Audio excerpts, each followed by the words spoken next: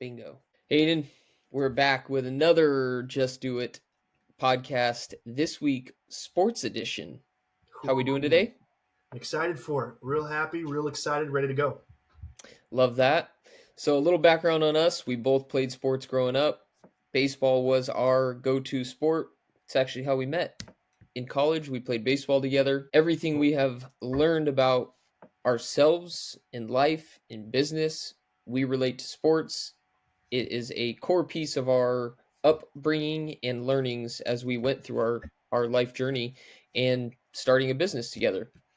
So today, Hayden, why don't you give us a little background on what you're going to be talking about in sports and how it relates to our business, any quotes you Yeah, have, and the story you want to share? yeah, absolutely. Well, first I want to say go Otters. Cal State Monterey Bay. Nothing hotter than an There's otter. nothing hotter than an otter. And second, I want to get into a little story that I relate to quite often when it comes to business, and it helps me big time in college for baseball. So I'll set the stage a little bit. Matt is 2 years older than me. Matt was a redshirt sophomore when I first got to college. So my redshirt freshman year, so my second year in college, Matt's fourth year in college, I was a catcher and I was vying to make the team. I was trying hard to make the team and not get sent down to a community college, which was an option that the coaching staff was throwing around. And it was the end of the first semester, so right before we went to Christmas break, and I had a meeting with our coaches. Mind you, there was about 7 catchers on our roster at the time, so they're trying to make cuts, and I was not on the top half of that list. So for me, I went into that meeting and I'd worked my butt off, but I wasn't doing what I needed to do to start or even make the roster. And so a little bit further back with my background is I made it to Monterey and I got on the team originally because my brother went to the school and played for our head coach. So that was why I originally got there. And after a little while, the coaches were wondering why I was still there.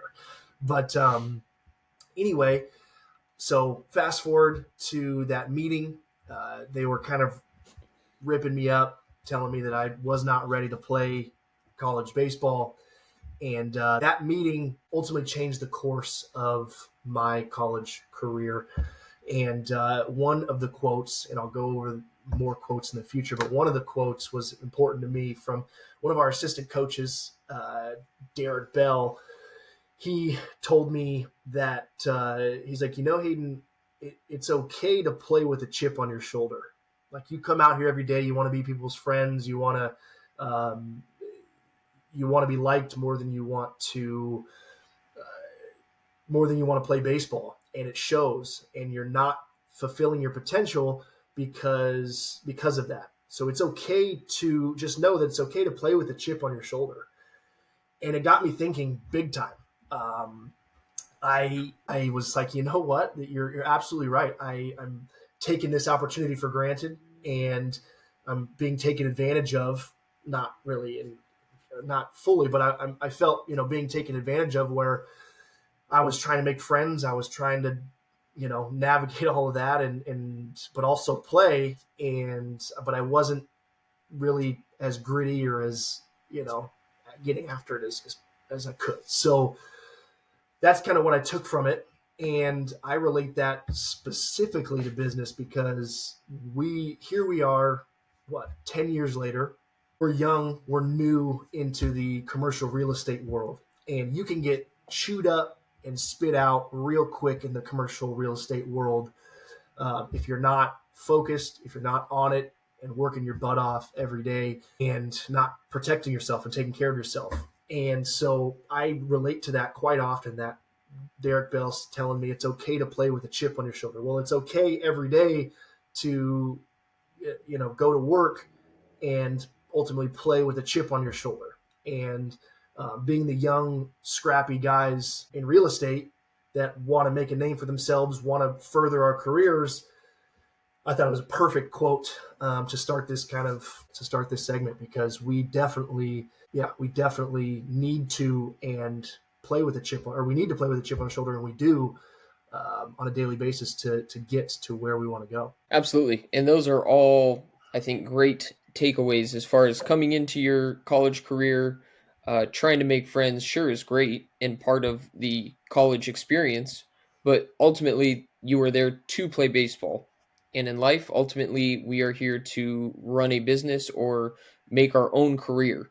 And in order to do that, there are things that you learn along the way that you have to do in order to be successful. Yeah, So I think that's a great quote and a great mindset to have with business and in life. yeah, because you don't want to get taken advantage of. You want to always, be on the lookout for people doing things, not necessarily that they're trying to, but for people doing things that aren't in your best interest, and not working 110%, not getting after it every single day, is puts you further away from your goals than you want to be. So that's a something that in the day to days, that's something that I reference quite often, is just being gritty and getting after it, and not letting people take advantage of you, not letting um, not letting our inexperience, or I guess not inexperience, but lack of experience, I'd say, hinder us getting Right. after that chip on your shoulder, making sure that you're doing your due diligence, making sure that you're getting after it every day is definitely what you need to do. Yeah, absolutely. And I'll share my story and or how I use sports as a reference in life and in business, showing up every day. My idol growing up was Derek Jeter. Baseball was my sport. Played it all the way through college, as mentioned. And Derek Jeter was the guy that I looked up to as the guy to be. Now, even growing up in elementary school, middle school, all of my autobiographies that I wrote or did any projects on was always Derek Jeter. Kalamazoo, Michigan, it's where he grew up, drafted by the Yankees, and going to a big city. That's the ultimate goal of being a baseball player, is playing your career and getting drafted to a big market. It's fun, it's exciting. uh, Growing up and watching Derek Jeter, there's and not knowing necessarily his background, or as I was young, not knowing everything he did to get to that step or to be on the big stage and show up every moment. Um, but looking back now, 5, 10 years ago, and still using him as a reference or as an idol or someone to look up to in the way he carried himself every day and the way he went about his business. In his early career, playing career, he was sent down a few times, got brought up to the big leagues, made a bunch of errors, wasn't necessarily an everyday shortstop or a household name, but the guy continued to show up day after day, was relentless on his work ethic and getting things done the way he wanted them to get done, in the sense of consistency. And that is my big theme with having Derek Jeter as someone to look for or look up to. Consistency, day after day, regardless of how he played, he was showing up. He was taking extra grounders. He was putting in the extra work to make sure that he was able to perform at that high level on a big stage, which is exactly where we want to be in the commercial real estate space. We want to play at the big level, play with the big dogs, and get to the highest level that we can get to. So making sure day to day we're showing up, we're being consistent in the amount of work we do, the amount of effort we put in, everything that goes into a successful company, Mhm. and being consistent with your day to day efforts. That is the big message that I learned from Derek Jeter. And how did you feel that helped you in um, in baseball specifically growing up? I know you briefly mentioned it, but is there a specific example you have? Was there like an aha moment that after thinking about consistency consistently that you remember? I wouldn't say it was an aha moment, but there was a moment in high school where believe it was my end of my sophomore year going into my junior year, and it was like time to start looking at colleges and if I'd be able to play in college, whether that was at the D1 level, community college, whatever it was. So playing through high school, playing on all these travel teams with baseball, I'm not the biggest of guys. I'm 5'6" on a great day. And knowing that, I was not necessarily at a disadvantage, but my chances of making it to a big D1 school, probably not great. But not letting that alter my mindset of at least playing at the next level, wherever it was. So, yes, not only showing up every day and putting in the extra work, the guys with God given talent that throw 90 miles an hour as a pitcher in high school, more than likely going to go to a D1 school, regardless of the amount of work they put in. Me, on the other hand, had to put in the extra work, had to show up every day, be consistent with taking extra ground balls, putting in extra work in the batting cage, and doing that on a daily basis to make sure and set myself up for success at the next level. Now, getting into college, it was essentially the same way. We came into a team. I was there before you, but I came into a team that was very well established. Most of those players had been there for 3, if not going on their 4th year, and so all the positions were essentially taken, and I had to work my way into a spot that the coaches felt were comfortable playing me either on a daily basis or at least getting some play time my freshman year. And with my consistency, the work ethic, everything that I put into it, knowing, okay, I'm not a home run hitter, but I can put the ball in play, I can get some hits. But where I was able to really shine was defensively. So making sure I put in that extra work defensively to give myself a better chance at playing consistently. Yeah, and it's interesting because we kind of both had that, or I, a little earlier on, was a little more physically gifted. I'm a little bit taller and a little bit bigger. Just a little bit taller. I'm 6'4", but and a little bit bigger, so I might not necessarily in high school had to deal with those setbacks. I guess not a setback, but I guess I didn't have to deal with that as much.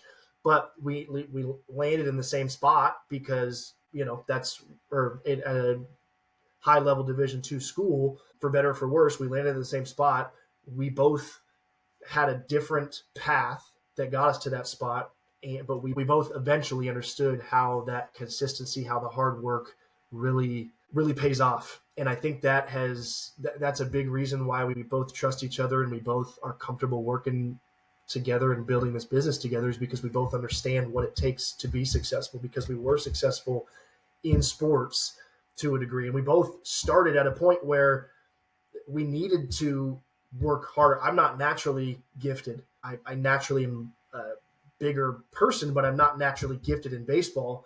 And I had to work twice as hard, I felt at least, to get to the point that I got to, and just like you're saying, which in my opinion has helped me tremendously in business as well, because I'm not naturally gifted in certain aspects of business, but that doesn't mean I don't keep working at it and don't keep knocking down doors and getting better every single day, and use that consistency that you talked about, and having that attitude of, doesn't matter how bad or good I am today, I'm going to get to where I want to go, having that chip on your shoulder, and really, really consistently working your butt off and getting better. So no, it's that's a good point.